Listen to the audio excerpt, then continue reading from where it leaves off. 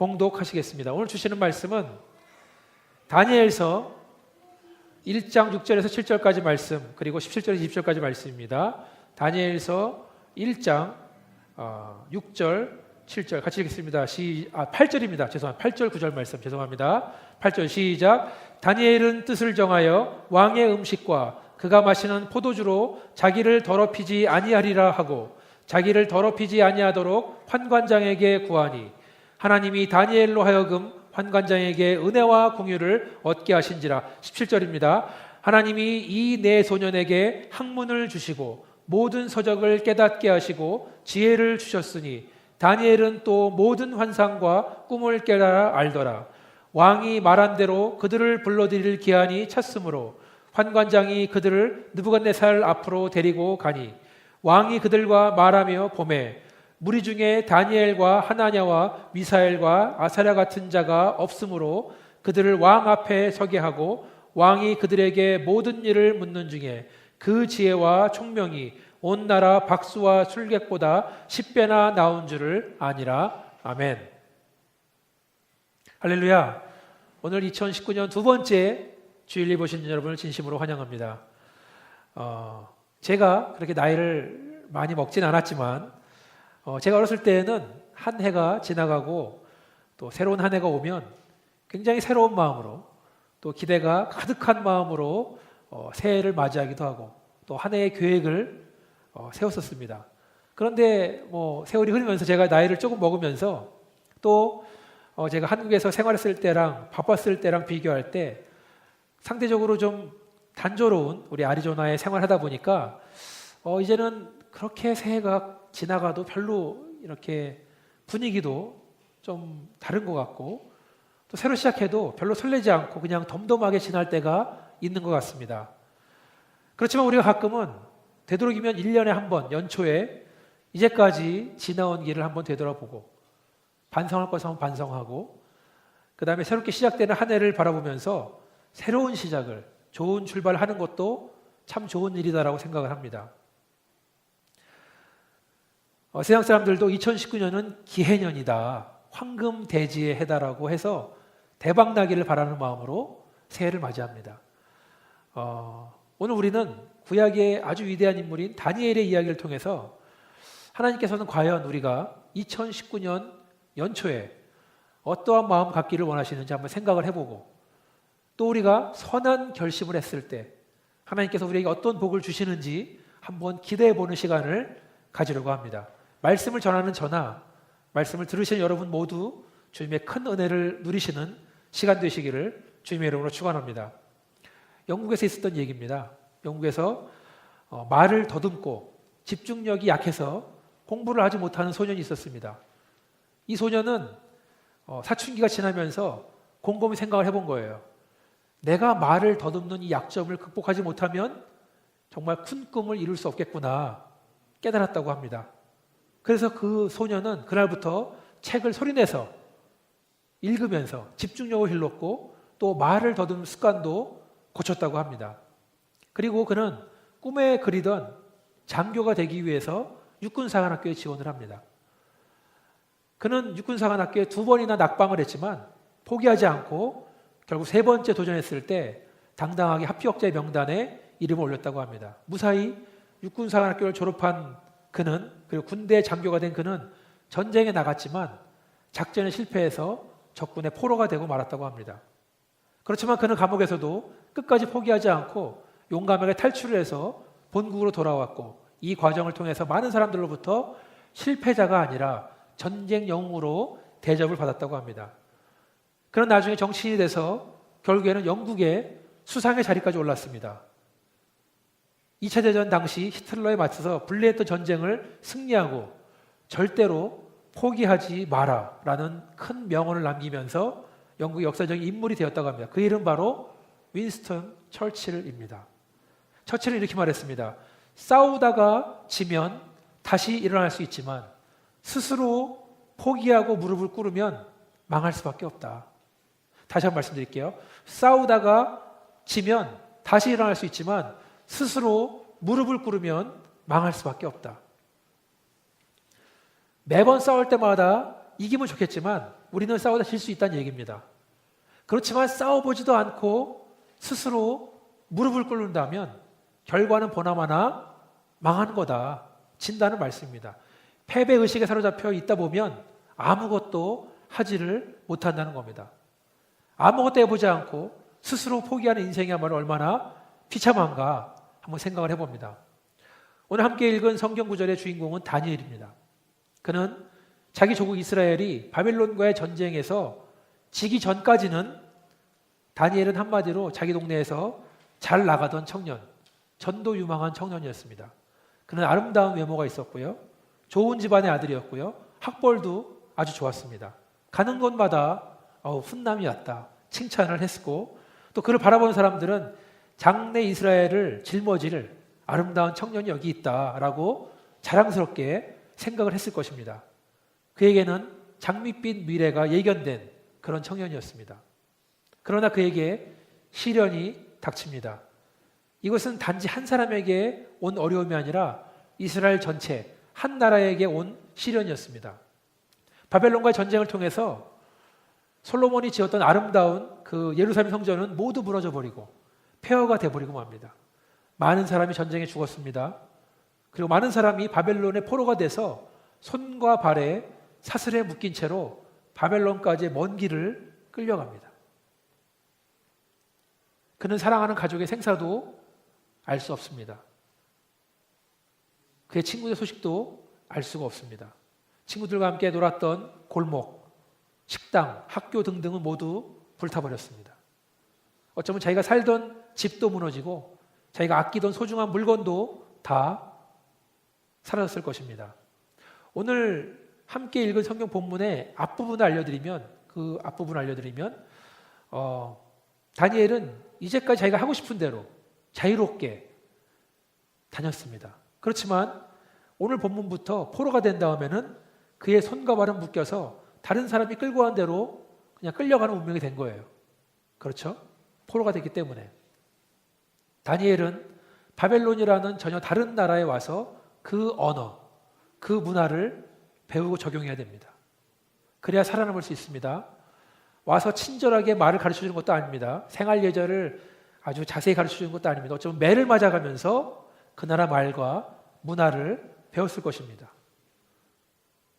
또 다니엘이란 그 이름도 바벨론에서 흔한 이름 벨드사살 이름으로 바뀝니다. 벨드사살은 다니엘의 그 바벨론의 그 종교 연관된 이방신에 대한 이름이에요.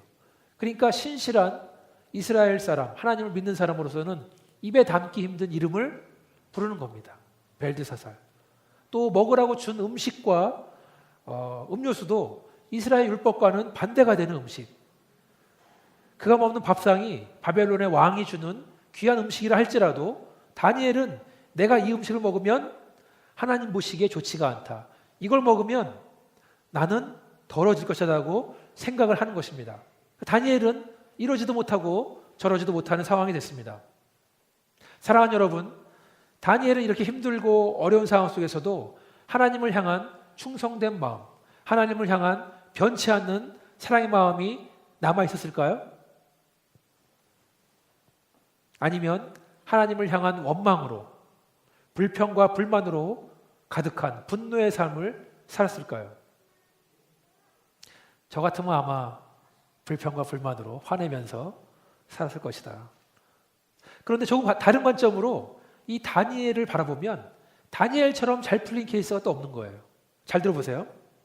자, 바벨론의 왕 느부갓네살은 이스라엘의 포로들 가운데 흠이 없고 잘생긴 소년들, 또 지혜가 있고 교양이 있어서 왕궁에 데리고 있을 만한 소년을 찾고 있는 겁니다. 그래서 다니엘과 그 친구들 사드락, 메삭, 아벳느고는 왕 앞에서 왕에게 조언을 구하는 소년들의 후보를 뽑힌 거예요. 그래서 이 학교만 졸업을 하면 왕궁에 머물게 되는 겁니다. 그리고 뽑힌 이 소년들은 항상 왕이 먹는 음식과 포도주를 마시게 됩니다. 왕이 쓰는 물건들을 사용할 수 있는 거예요. 이렇게 잘 풀린 케이스가 어디 있어요?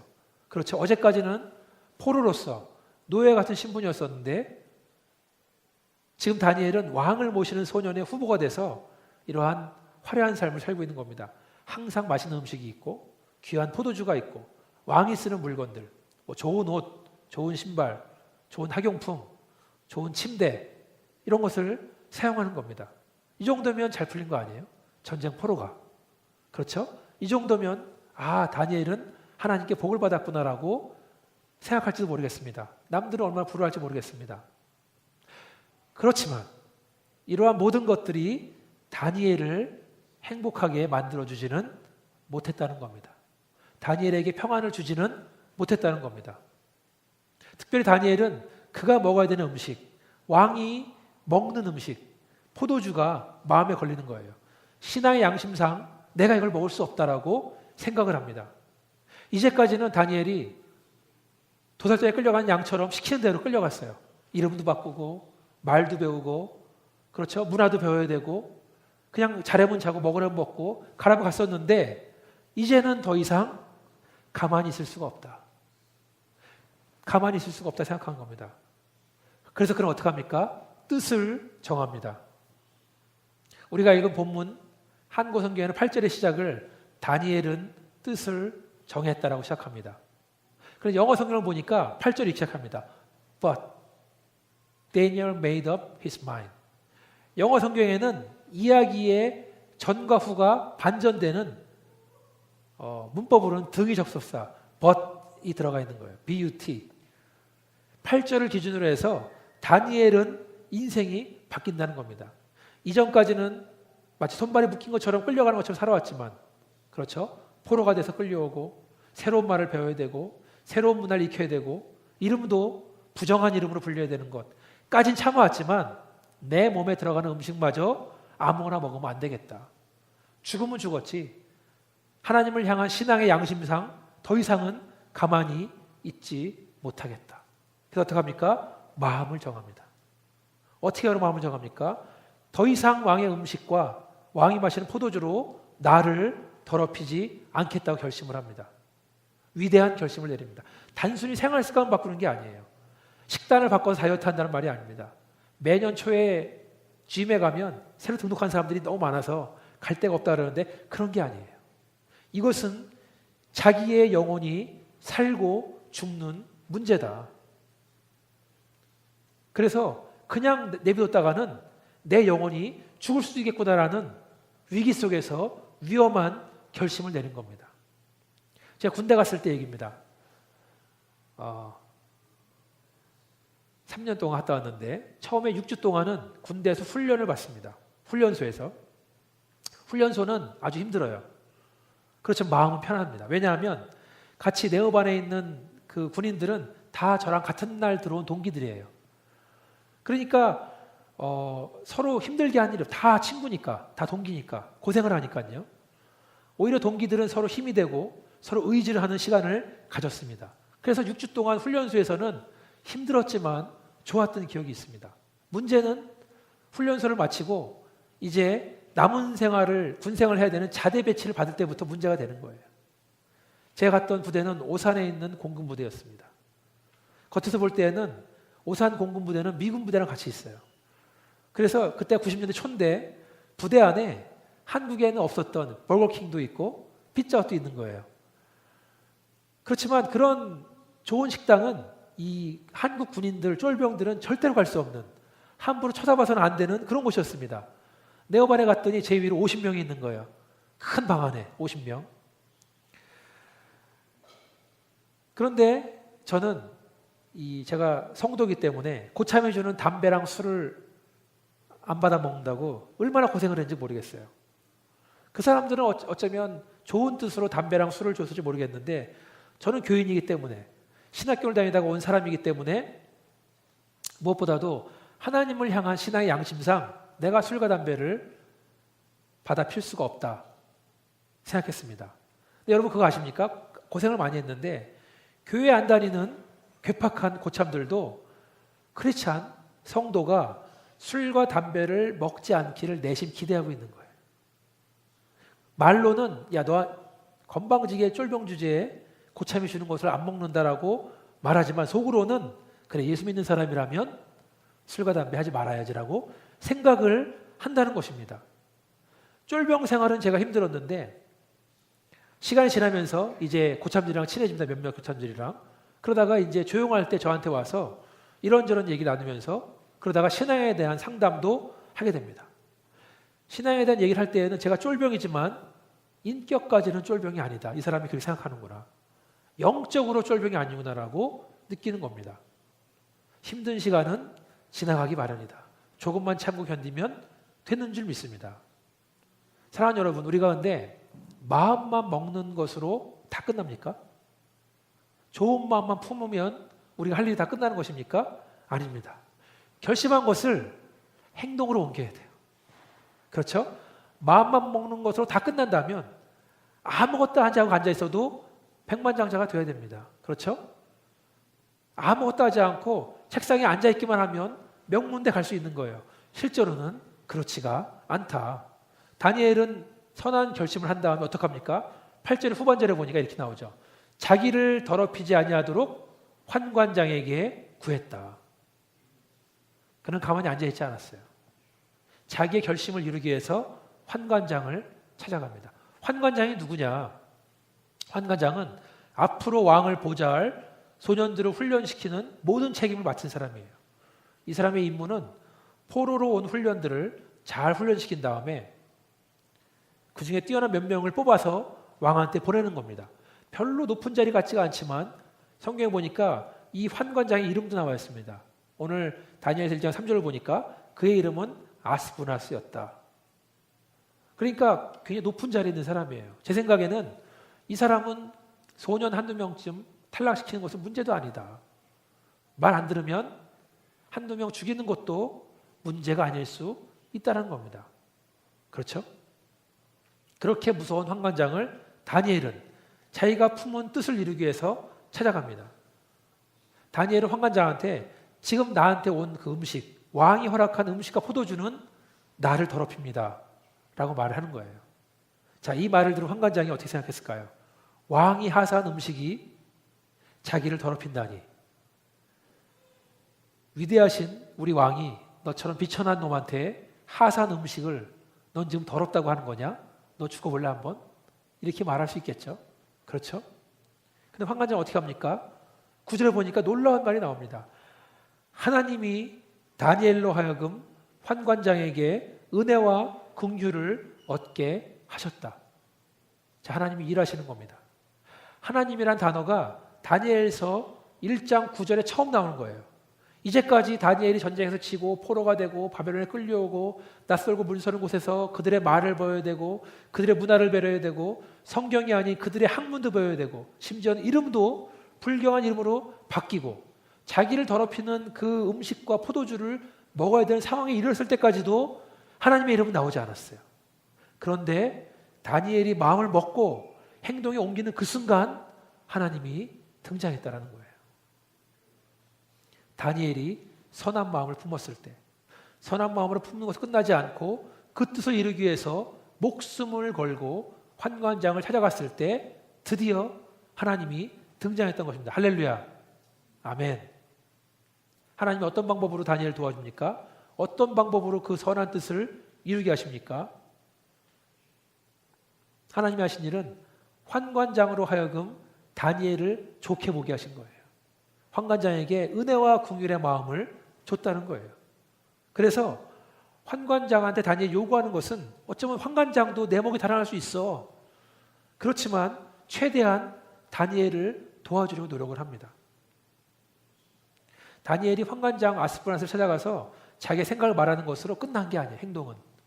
성경을 또 읽어보시면 환관장 밑에서 실물을 보고 있는 사람도 찾아가갖고 또 그 사람한테 내가 왜 왕이 주는 음식을 먹으면 안 되는지를 설명을 해야 되는 거예요. 그것뿐이 아니죠. 성경에 자세히 나와 있지 않지만 자기 주변에서 물어보는 사람들, 넌 왜 안 먹냐? 내가 안 먹는 이유는 이러이러해서 그렇다. 일일이 설득을 하고 설명을 해야 되는 겁니다. 어떤 사람들은 넌 미쳤어 라고 말할 수 있어요. 어떤 사람들은 야, 뭘 그렇게까지 하면서 하나님을 믿냐? 조롱할 수도 있습니다. 어떤 사람들은 적당히 해라. 용기를 꺾을 수도 있어요. 그렇지만 다니엘은 생각만 하는 것으로 끝내지 않았습니다. 그는 기회가 있는 대로 자기를 변호하고 기회가 있는 대로 내가 왜 먹지 말아야 되는지를 그 뜻을 관철시키기 위해서 설명을 하고 이야기를 하고 또 설명을 했다. 사랑하는 여러분, 하나님 역사는 우리가 관계하는 사람들, 우리가 만나는 사람을 통해서 일어나는 줄 믿습니다. 절대로 안 바뀔 것 같은 그 사람을 통해서 그 사람이 하나님의 은혜로 변화되는 줄 믿습니다. 나와 원수 같은 사람이었었는데 하나님은 그 사람을 통해서 나를 가장 도와주고 나를 가장 지지해주는 사람으로 바꿔주시는 줄 믿습니다. 저는 다니엘이 워낙 똑똑한 사람이기 때문에 앞으로 있을 일을 다 예상을 해서 했다고 생각하지 않습니다. 내가 이렇게 하면 환관장이 도와주겠지? 아니에요. 아마 다니엘도 고민을 많이 했을 겁니다. 왕이 준 음식을 먹지 않는 것은 반역이 아닌가? 그렇죠? 환관장한테 만약에 이 음식이 날 더럽게 합니다라고 말하면 환관장이 화가 나서 날 죽일 수도 있겠다 생각했을 거 아니에요? 괜히 나 때문에 내 친구들 사드락 메삭 아벳느고가 핍박을 당하면 어떡하지? 이런 생각, 저런 생각들을 많이 했을 겁니다. 그는 앞일이 어떻게 될지 몰랐지만 그는 단순하게 행동을 합니다. 즉시 행동을 합니다. 내 형제들아, 만일 사람이 믿음이 있노라 하고 행함이 없으면 무슨 유익이 있으리요? 그 믿음이 너희 자기를 구원하겠느냐? 만일 형제나 자매가 헐벗고 일용할 양식이 없는데 너희 중에 누구든지 그에게 이르되 평안히 가라, 덥게 하라, 배부르게 하라 하며 그 몸에 쓸 것을 주지 아니하면 무슨 유익이 있으리요? 이와 같이 행함이 없는 믿음은 그 자체가 죽은 것이라. 야고보서 2장 14절에서 17절까지 말씀. 행함이 없어서 죽은 믿음이 되는 것이 아니라 행함을 통해서 살아있는 믿음을 가지시기를 그런 저와 여러분 되길 주님의 이름으로 축원합니다. 아멘. 자, 그러면 이제부터 우리는 어떻게 되는가? 제가 2019년 여러분들이 선한을 정하는데 도움이 되는 조언을 해드리겠습니다. 5가지 말씀을 드릴 텐데 이대로 따라하신 분에게는 하나님의 크신 은혜와 축복이 임할 줄 믿습니다. 제가 드리는 제안이에요. 새해가 됐으니까. 첫 번째, 매일 말씀을 읽고 묵상하라는 겁니다. 주의 말씀은 내 발의 등이요 내 길에 빛이니이다. 시편 119편 105편 말씀, 105절 말씀. 여기 보니까 주의 말씀이 우리 인생의 빛이 되는 했었는데 놀라운 것은 내 발의 등이요. 말씀이 가까운 데도 비춰주는 거예요. 그리고 내 길에 빛이니이다. 먼 곳도 비춰줍니다. 내 발 앞에 넘어지는 것이 있나 없나도 보여주지만 동시에 길의 끝에 있는 예수님이 어디 계신지 보여준다는 거예요. 주의 말씀은 내 발의 등이요 내 길에 빛이니이다. 전 여러분이 이번 기회에 성경을 일독하시기를 강력히 추천합니다. 하루에 1시간씩 읽으면 90일, 3달이 되면 한 번 읽을 수 있습니다. 성경 읽기 너무 힘들면 구약 성경 잠언을 하루에 한 장씩 읽으세요. 31장이니까 한 달 읽으면 한 권을 뛸 수 있습니다. 시편은 150편인데 하루에 5장씩 읽으면 한 달이면 뗄 수가 있다. 안 보는 것보다는 보는 게 낫다. 왜? 말씀은 영의 양식이니까. 읽다가 보면 졸립다. 무슨 말인지 모르겠다. 그런 분들은 성경을 쓰시기 바랍니다. 한국말도 좋고 영어도 좋고 성경을 읽으면서 눈으로 읽는 것보다 쓰면 더 기억하게 된다. 더 깨닫게 된다. 너무 생각만 많이 하지 말고 오늘은 13일이니까 다음 달부터 해야겠네. 이게 아니라 당장 시작하시기를 주님으로 축원합니다. 두 번째로 2019년 맞이해서 저와 여러분이 매일 기도를 해야 된다. 오늘 우리가 함께 암송한 말씀, 항상 기뻐하라, 쉬지 말고 기도하라, 범사에 감사하라, 이것이 그리스도 예수 안에서 너희를 향하신 하나님의 뜻이다. 하나님 뜻은 우리가 기도하기 원하신다는 거예요. 내가 하나님 순종하겠습니다 하면서 말만 하면서 아무것도 안 하는 것이 아니라 기도하라는 겁니다. 기도는 하나님의 명령입니다. 저는 여러분들이 금요일 날 9시에 있는 심야 예배에 나오시기를, 기도에 나오시기를 간청합니다. 벌써 올해 2번 했어요. 우리 유스 그룹들도 나오고 있습니다. 지난 금요일에 기도했는데 그 기도 모임 가운데 4개의 언어가 있는 거예요. 한국말, 영어, 중국어, 스페니쉬 4개가 있는 거예요. 작은 모임이지만 돌아가면서 기도하는데 막 나오는 겁니다. 이게 천국의 모습이 아닌가. 놀라기도 하고 감동도 했습니다. 누구든지 오셔도 좋습니다. 하나님이 우리의 기도를 기뻐하시고 우리 기도를 들으시는 줄 믿습니다. 저는 주일 예배 설교 준비하는 것도 참으로 즐겁고 기쁜 일인데 금요일 날 심야 기도를 준비하는 것도 너무 흥분이 되고 너무 하나님을 기대하는 시간입니다. 여러분들에게 영적인 기회를 제공해 드릴 때 와서 드시기를 주님의 이름으로 축원합니다. 세 번째는 모이기를 힘쓰는 교회가 되어야 된다.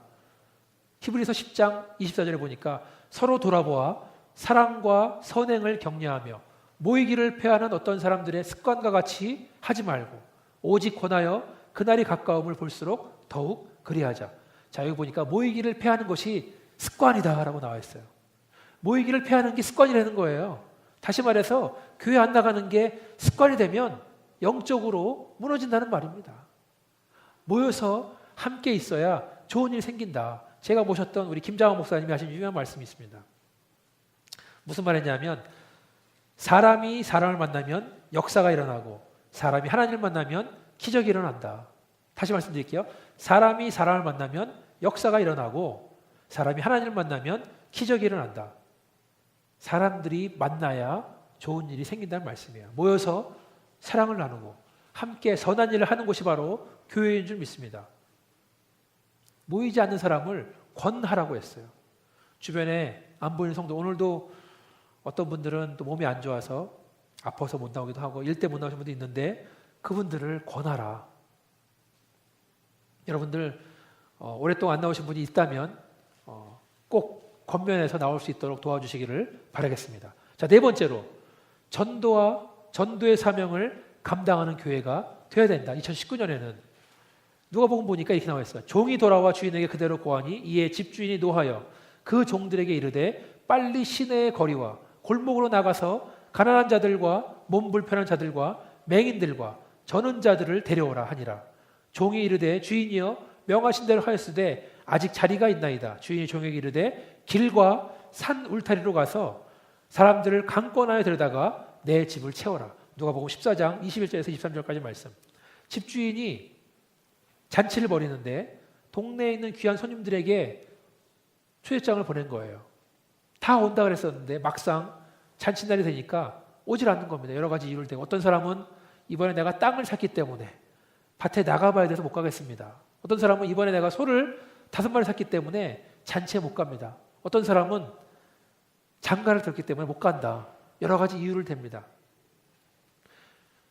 초대한 손님들이 못 온다는 얘기를 들은 주인은 화가 났습니다. 그런 다음에 종들을 시내와 거리와 골목으로 보낸 다음에 나가서 가난한 사람들, 몸이 불편한 사람들, 맹인들, 다리 저는 사람들을 다 댁으로 와라.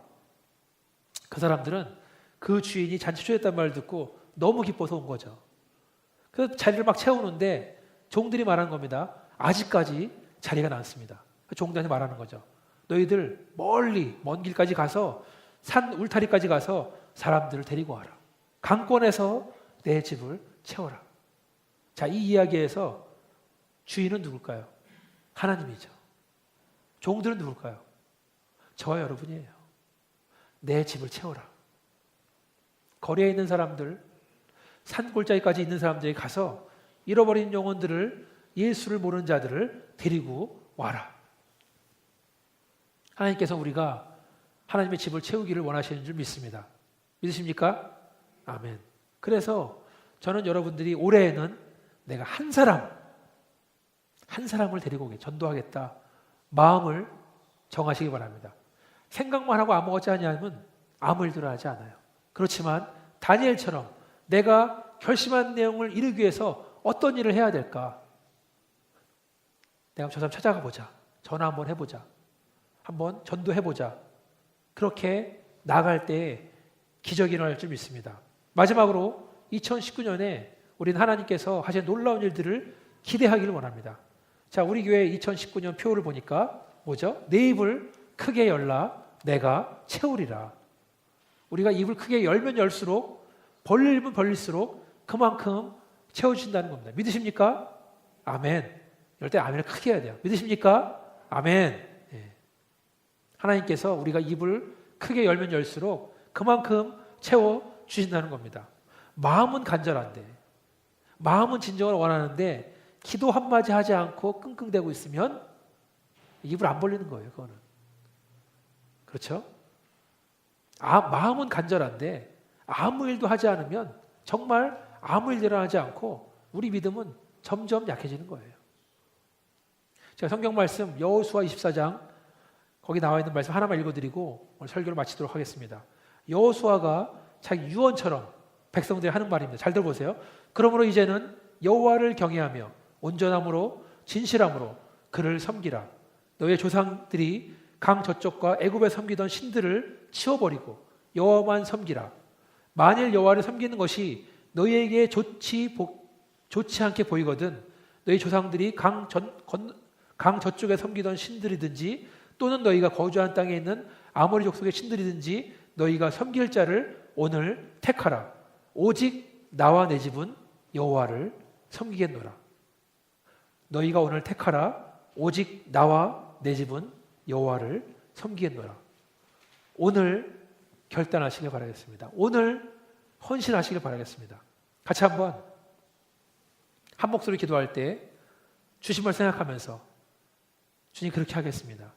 말씀대로 순종하면서 1분 정도 같이 한번 기도하시겠습니다.